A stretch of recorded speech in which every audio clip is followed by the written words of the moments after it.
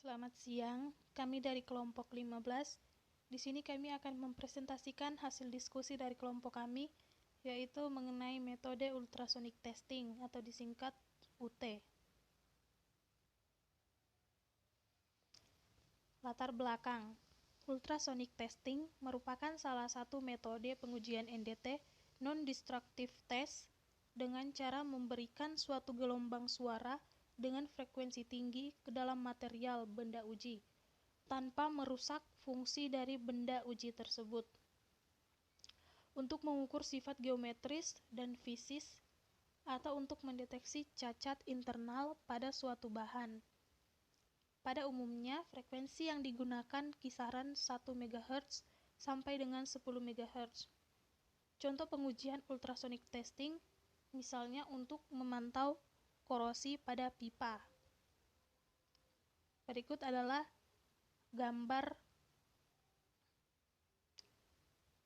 ultrasonic testing.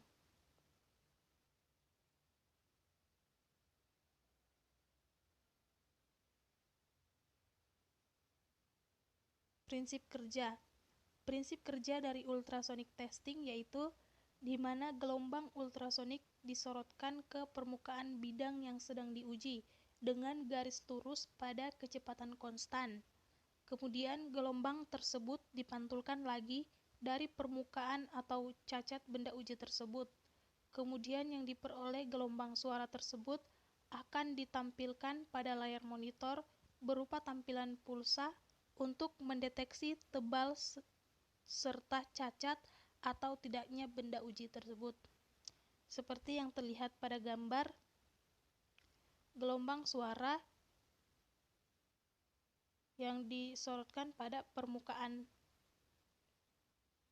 benda uji akan terpantul kembali ketika ada cacat atau retak pada benda uji.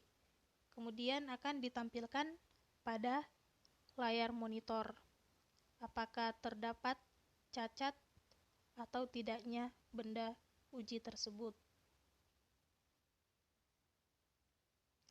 Tampilan pulsa pada layar monitor terdiri dari 4 bagian, yaitu initial pulse, backwall pulse, defect pulse, noise pulse.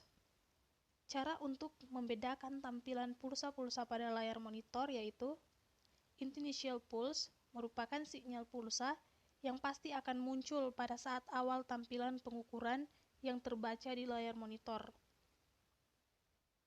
Defect pulse merupakan sinyal pulsa yang akan muncul sebagai indikasi adanya cacat pada material yang diuji. Backwall pulse adalah sinyal pulsa yang menyatakan ketebalan bahan yang akan diuji. Noise pulse adalah kumpulan pulsa-pulsa noise yang muncul pada bahan yang akan diuji.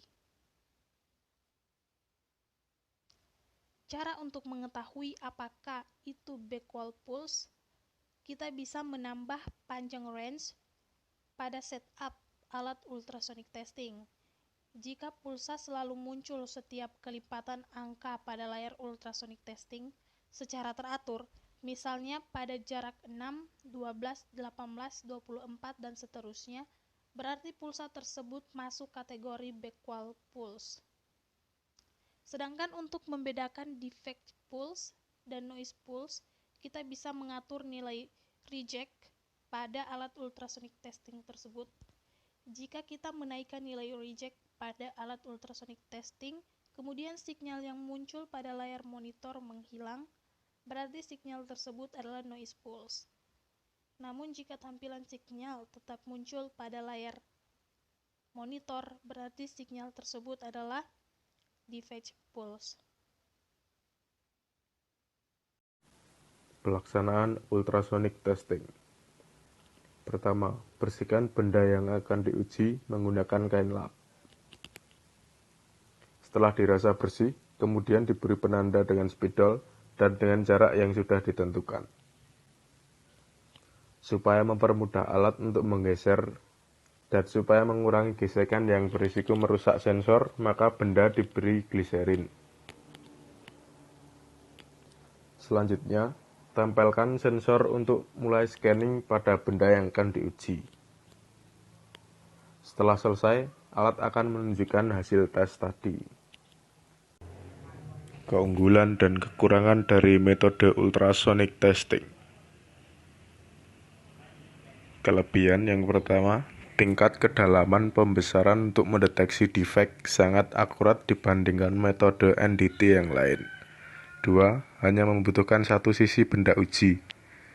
Selanjutnya, menampilkan informasi jarak pada layar CRT. Preparasi benda uji yang sederhana. Kemudian dapat digunakan selain untuk mendeteksi flaw. Kekurangan, permukaan harus dapat dijangkau oleh probe dan count plan. Selanjutnya, skill dan training yang dibutuhkan lebih tinggi dari metode lain. Finishing dan kekasaran pada permukaan mempengaruhi hasil inspeksi. Sulit menginspeksi benda yang tipis dan membutuhkan standar referensi. Presentasi dari kelompok kami. Apabila ada kesalahan kami dalam menyampaikan materi ini, kami mohon maaf, dan atas perhatian dan dukungan dari teman-teman, kami mengucapkan banyak terima kasih. Selamat siang.